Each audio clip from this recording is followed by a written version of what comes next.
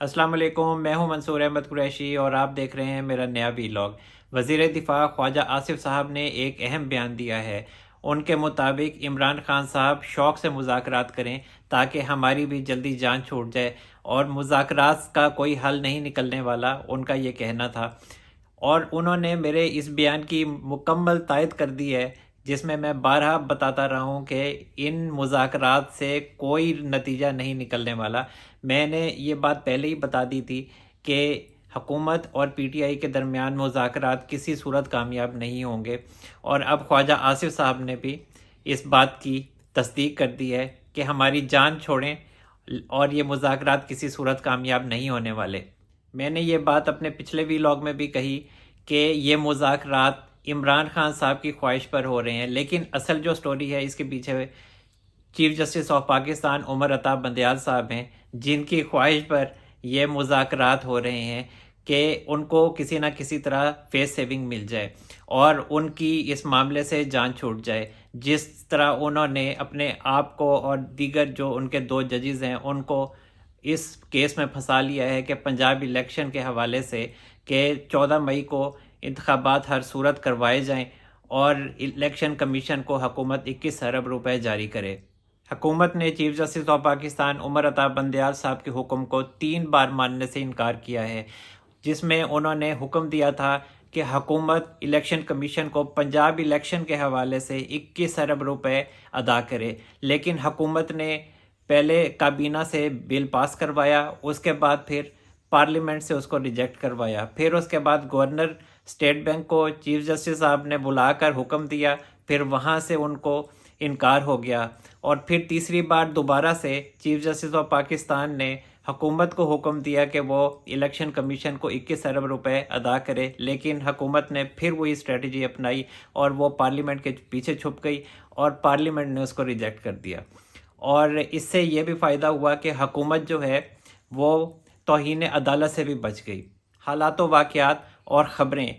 بتاتی ہیں کہ عمران خان صاحب کے ساتھ اب کوئی رعایت نہیں برتی جائے گی اور عمران خان صاحب کو سیاست سے ہر صورت دور رکھا جائے گا۔ اور عمران خان صاحب کبھی بھی پاکستان کے لیڈر نہیں تھے، وہ کبھی بھی مقبول لیڈر نہیں تھے، انہوں نے ہمیشہ اسٹیبلشمنٹ کا کندھا استعمال کیا۔ انہوں نے ملک کو تباہی کی طرف 2014 میں دھکیلنا شروع کیا، جب طاہر القادری صاحب کی رہائش گاہ پر پولیس نے ریڈ کیا اور وہاں پر ان کے کچھ لوگ شہید ہو گئے۔ طاہر القادری کے لوگوں کی شہادت کے پیچھے حکومت کا بہرحال کبھی بھی کوئی کردار سامنے نہیں آیا۔ شہباز شریف صاحب اور ان کے دیگر ساتھی رانا ثناء اللہ صاحب جو اس وقت پنجاب کے وزیر قانون تھے، ان کے خلاف بھی کیسز ہوئے، لیکن ان شخصیات پہ کچھ ثابت نہیں ہو سکا۔ لیکن عمران خان صاحب کی اس طرح کی ملک تباہی والی سیاست چلتی رہی اور ان کو سپورٹ کیا جاتا رہا۔ اس سے عمران خان صاحب اور لاڈلے ہوتے گئے، ان کا دماغ 7ویں آسمان پر تھا اور ایسا لگنے لگا کہ عمران خان صاحب کو کبھی کوئی ہاتھ بھی نہیں لگا سکتا۔ اس کے بعد عمران خان صاحب کو اسٹیبلشمنٹ کی سپورٹ ملتی رہی، پھر اس کے بعد میاں نواز شریف صاحب کے خلاف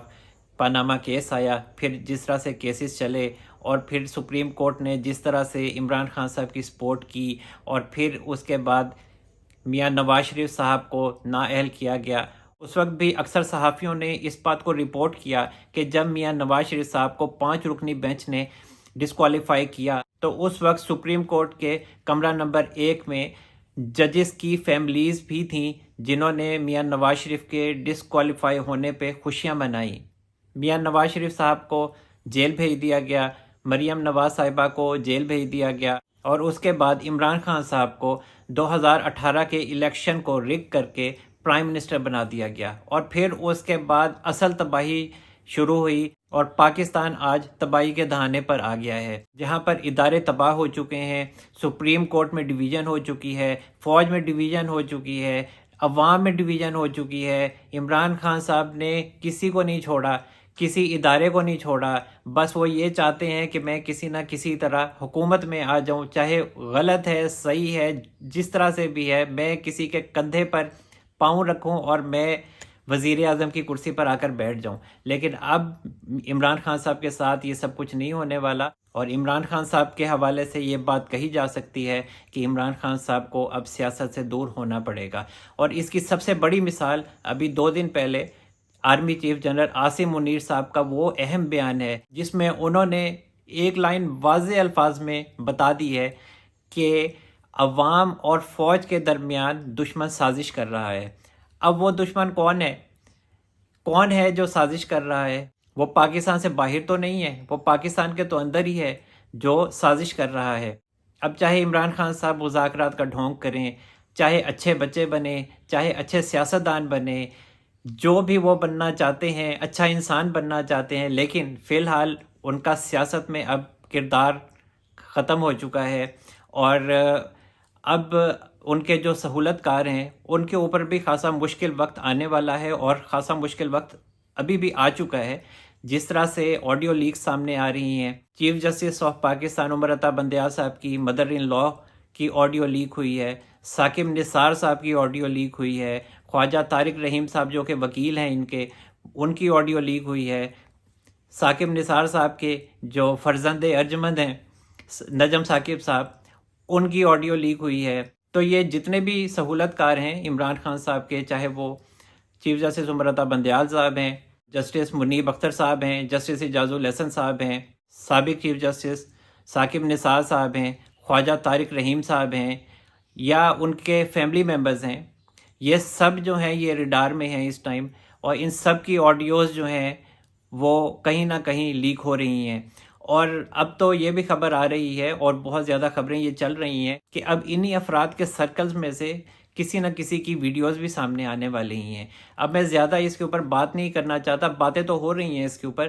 لیکن میں نہیں سمجھتا کہ مجھے اس ٹاپک کے اوپر زیادہ بات کرنی چاہیے۔ پریکٹس اینڈ پروسیجر بل کے حوالے سے 2 مئی کو chief justice of Pakistan Umar Ata Bandial صاحب اپنے 8 رکنی بینچ کے ساتھ اس کیس کی اہم سماعت کرنے جا رہے ہیں، لیکن اس حوالے سے ایک اہم خبر یہ ہے کہ کہا جا رہا ہے کہ اس سماعت کے دوران چیف جسٹس عمر عطا بندیال صاحب کا جو یہ 8 رکنی بینچ ہے، جس میں چیف جسٹس عمر عطا بندیال صاحب نے اپنے سارے ہم خیال ججز رکھے ہیں، یہ ججز ٹوٹ جائیں گے، یہ بینچ ٹوٹ جائے گا۔ اب دیکھنا یہ ہے کہ یہ واقعی بینچ ٹوٹتا ہے یا یہ بینچ مضبوط رہتا ہے۔ حالانکہ میں نے یہ بات آپ کو پہلے بھی بتائی تھی کہ جس طرح پارلیمنٹ میں ممبرز ٹوٹ جاتے ہیں، تو یہ بھی پاسبل ہے کہ کہیں چیف جسٹس آف پاکستان کے جو ہم خیال ججز ہیں، جو آپس میں اتحاد قائم کیے ہوئے تھے ماضی میں، کہیں وہ نہ ٹوٹ جائیں اور چیف جسٹس عمر عطا بندیال صاحب کے لیے مزید مشکلات پیدا ہو جائیں۔ تو یہ بہت زیادہ ممکن ہے کہ چیف جسٹس عمر عطا بندیال صاحب کے علاوہ جو 7 ججز ہیں، جسٹس منیب اختر اور جسٹس اعجاز الحسن کے علاوہ جو جونیئر ججز ہیں، وہ کہیں آزاد خیال ججز کے ساتھ جا کر نہ بیٹھ جائیں، اور چیف جسٹس عمر عطا بندیال صاحب، جسٹس اعجاز الحسن اور جسٹس منیب اختر صاحب کے لیے اور مشکلات نہ کھڑی کر دیں۔ عمران خان صاحب کی سیاست کا عالم یہ ہے کہ وہ صرف زبان پاک کے ہو کے رہ گئے ہیں، لیکن ابھی تک وہ تڑیاں اور دھمکیاں دینے سے باز نہیں آئے۔ ابھی بھی ان کا بیان ہے کہ 14 مئی تک اگر حکومت اسمبلیز کو ڈیزالو نہیں کرتی تو میں لانگ مارچ کروں گا۔ ارے بھائی، آپ تو گھر سے نہیں نکل پاتے، آپ کی جو گاڑی ہے اس کو بھی آپ نے ایک جیل کی طرح تیار کروایا ہے، اور فوڈ پانڈا والوں کا تو آپ شکریہ ادا کریں کہ انہوں نے وہ باکسز بنائے، ورنہ اگر وہ باکس نہ آتا تو وہ آپ سر کے اوپر بھی نہ رکھ پاتے۔ تو اب تو آپ کا گھر سے نکلنا بھی مشکل ہو گیا ہے، آپ نے لیڈ کیا کرنا ہے۔ اب سابق چیف جسٹس ثاقب نثار صاحب کی بات کر لیتے ہیں، آج کل وہ خوب شہ سرخیوں میں ہیں۔ ثاقب نثار صاحب کا ایک اہم بیان سامنے آیا ہے جس میں ان کا کہنا تھا کہ میں مارچ 1997 میں سیکٹری لا اپنی قابلیت کے بل بوتے پر بنا۔ ارے بھائی، ساری دنیا جانتی ہے کہ آپ کس طرح سے سیکٹری لا بنے ہیں۔ 1997 میں جب میاں نواز شریف صاحب کی حکومت تھی تو انہوں نے آپ کو سیکٹری لا اپوائنٹ کیا تھا، اور آپ خالد انور صاحب کی سفارش پر سیکٹری لا بنے تھے۔ خالد انور صاحب جو لا منسٹر بھی رہ چکے ہیں میاں نواز شریف صاحب کے دور حکومت میں، جب میاں نواز شریف صاحب کی 1997 میں حکومت تھی تو اس وقت خالد انور صاحب لا منسٹر تھے، اور خالد انور صاحب کو بھی میاں نواز شریف صاحب نے اپنی حکومت آنے کے بعد اس لیے لا منسٹر بنایا تھا کیونکہ خالد انور صاحب میاں نواز شریف صاحب کے اس کیس میں وکیل تھے جس کیس میں میاں نواز شریف صاحب کو سابق صدر غلام اسحاق خان صاحب نے اسمبلیاں ڈیزالو کر کے گھر بھیجا تھا، اور میاں نواز شریف صاحب اور خالد انور صاحب نے وہ کیس جیتا تھا۔ مسلم لیگ نون کے لیے ایک اچھی خبر ہے کہ سوات میں نواز شریف کڈنی ہاسپٹل کا نام جو 2021 میں عمران خان صاحب کی حکومت نے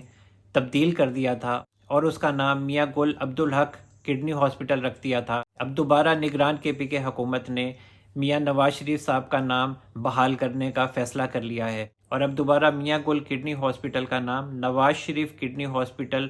رکھنے کی سمری نگران وزیر اعلیٰ کو بھیجی جا رہی ہے۔